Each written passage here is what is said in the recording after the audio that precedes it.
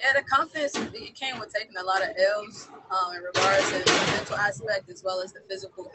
My first 2 years, I was getting my feet wet, and I still kind of am now. But I kind of made up in my mind and mentally that take no prisoners type of mentality.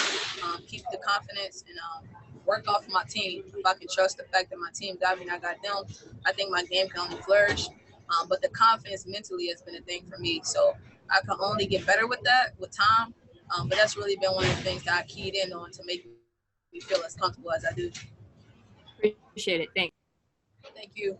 Kelsey, I'll just ask you, you were a lot more efficient tonight, 8 of 11 shooting. What changed tonight offensively? Honestly, like I said, I was just telling Michelle that it was kind of just trusting the process.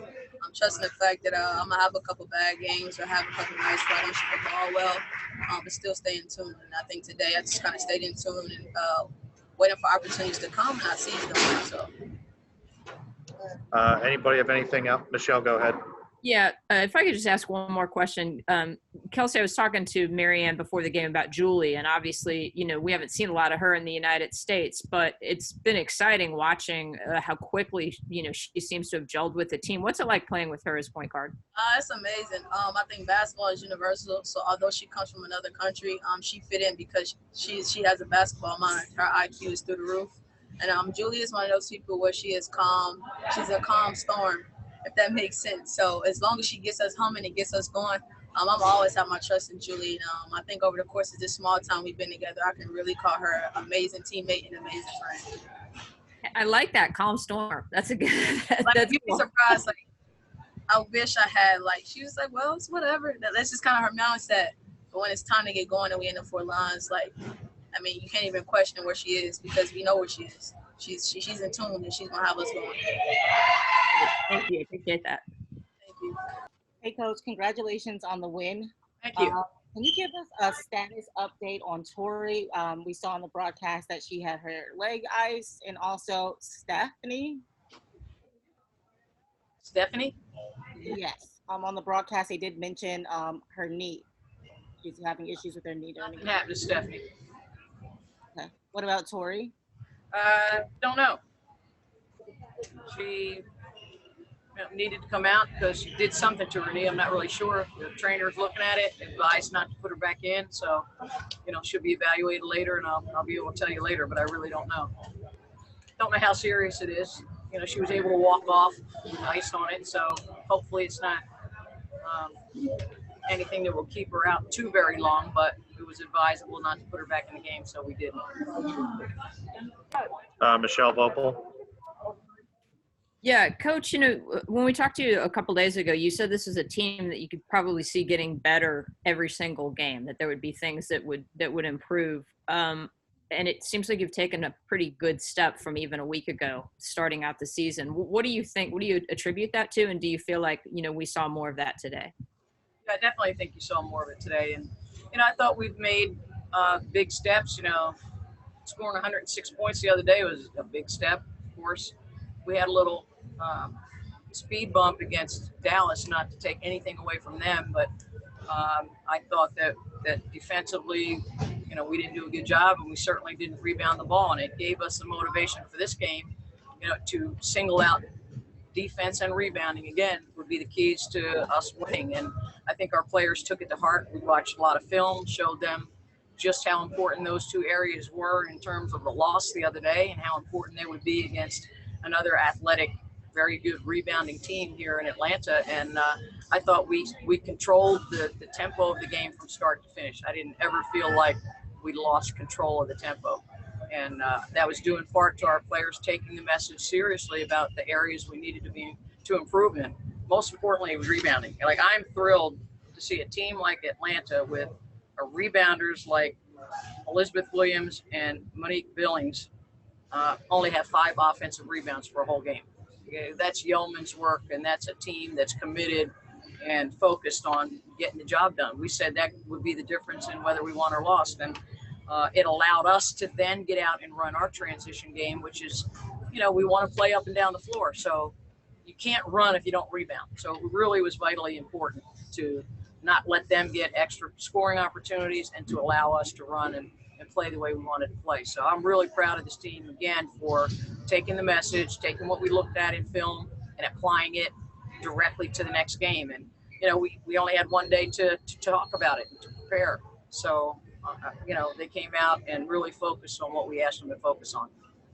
If I could follow up real quick, obviously, I mean, Kelsey Mitchell's a legendary college scorer. Do you feel like she's going to blossom into that? I'm not saying she hasn't been a good scorer, but she can be even a bigger factor. I mean, so far this season, she has been. Is that something you can see in her becoming, one of the top scorers in the league consistently? Yeah, I think she's learning how to be a professional. I mean, you don't just get anointed, because you showed up and you know how to play basketball. I mean, this is tough out here. And, she's still a young player learning different things. And she learned from the last game and applied it to this game. I'm real happy with how Kelsey played. I have to mention Candice Dupree. I mean, I think we're having a renaissance with Candace.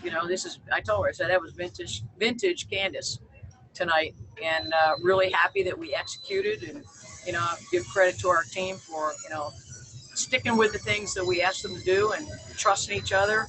I think we took another big step forward, becoming a really, really good basketball team. That's a good Atlanta team that's going to beat a lot of people. And Kelsey and Candace obviously got going pretty well. Both of them scored over 20, but we had four people in double figures, and then 2 with 9. Got to mention Kennedy Burke and Stephanie Mavungo off the bench. They both played well off the bench. And, of course, goes without saying, you have to mention Julie Aleman, because she's just indefatigable. I mean, she just keeps going and keeps going. A true professional, very unselfish, and just did a great job at the point. So, I'm happy all the way around. We look good. Anytime you can, your shooting statistics are 50, 40, 80, you're happy. Okay, we really shot the ball well. I think it's good. Owen Pence. Hi, Coach. Speaking of the tempo and of Julie, I mean, can you just talk about how impressed you are with her ability to just constantly be probing into the lane and just always looking for the open shooter? Well, she understands her role as a point guard, and she just has a flair for the position. She's in great shape, so she came to us in terrific shape. She's about as hardworking a point guard as I've ever coached in my life, and I mean that sincerely. She never rests. She's a true pro in the sense of making sure her body's right, making sure she's taking care of herself, because she knows that she's going to be out there for heavy minutes. I mean, we're in a situation where she's got to get the job done.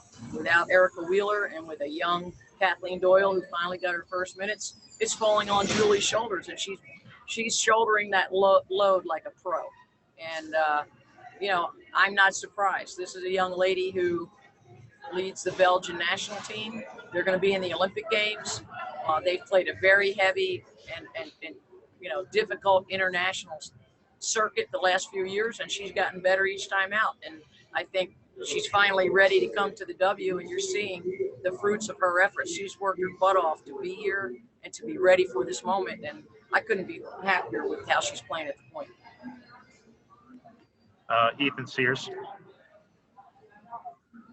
I'm curious, in a 22 game season, obviously you guys have dealt with injuries and medical protocol issues. How much more importance do you place on winning a game like this and just staying at 500 even early on?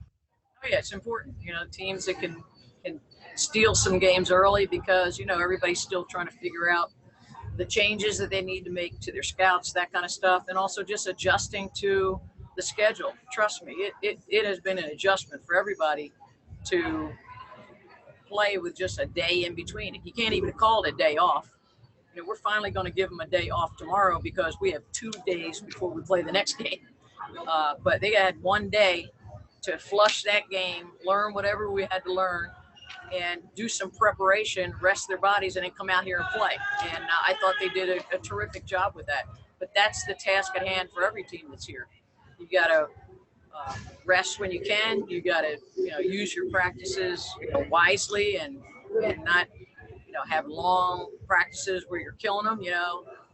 I don't care about winning practice. I want to have a quality practice, but we don't need to win the practice. We need to prepare and then win the game. So, how you do that, it's a balancing act. And, we've got people hurt. Losing Natalie Achumla is huge. Not having Erica Wheeler and Lauren Cox is huge. Now, Tori, hopefully that's not serious, but she might be out for a game or two or whatever it is. That takes a toll. So, we're just going to have to, we're not making excuses for anything, but it's tough. And every team is dealing with that in some way, shape, or form. So kind of like last man standing, really. You want to be smart. You want to be professional. You want to prepare properly and rest properly and get out there and just have a great effort. And I thought you saw us play really good team basketball at a good pace, and we played both ends of the floor really well, and it allowed us to control the tempo of the game, and we needed to win. Yeah, Candace, congratulations. I was talking to Kelsey and Coach Stanley about this, just the way this team has come together in the past week. Can you kind of give your perspective on this? Because obviously you've been through many a season and you know the ups and downs, but it seems like you guys have made a lot of progress in a week's time. We have. We've shown signs of growth. I think now it's just all about consistency. We kind of set the standard in that Phoenix game, and then we had to drop off against Dallas, but kind of gave that game away. But, the growth is definitely there. I think people are locking in. They're being a lot more coachable. They're buying into what Marianne's system is. So sometimes we look really good. Sometimes we don't. So we got to kind of limit the moments when we don't look that great. Candace, what's the you've been a leader for a long time, but this season was so much different that you guys are trying to do. What's it mean to be a leader this season for a team? Trying to lead in a lot of ways. The team has kind of been together, and being a part of a system with a new coach, just trying to walk them through all of these offensive sets, trying to help players think the game a little bit more. I think we as players seem to complicate things, and basketball, it's a simple game. Just trying to keep people locked in. It gets a little monotonous being in a bubble, not being able to do much outside of practice and games. So just trying to stay locked in and know that we're here, for one reason, and that's to play basketball and win games. Thank you. Candace, I'll ask you to, tonight was your 450th game played. Does it feel like that? Ask me that tomorrow. My teammates are actually just giving me a hard time in the locker room about that. 450 games. That's a lot of basketball played, but body feels pretty good. And, as long as I'm still in it mentally, I think I got a couple more years left. Christina Williams. Hey, Candace. Congrats on the win today. I just want to follow up on your answer to Michelle. You talked about the players buying into Coach Stanley's system. How has your game adjusted over the last few games? I've come to learn that I'm getting a lot of shots in our offense, which is great. The last 3 seasons for me were difficult. I'm not gonna lie. Tried to focus on being more of a leader, but basketball-wise, probably the worst 3 seasons of my career. So personal goal for me was to pick it back up. I got to play at a high caliber level, and talking to Marianne, she told me the ball's gonna be in my hand a lot, and love it. Try to do a good job of keeping this organized. So I'm just trying to have fun with it. Michelle Vopel.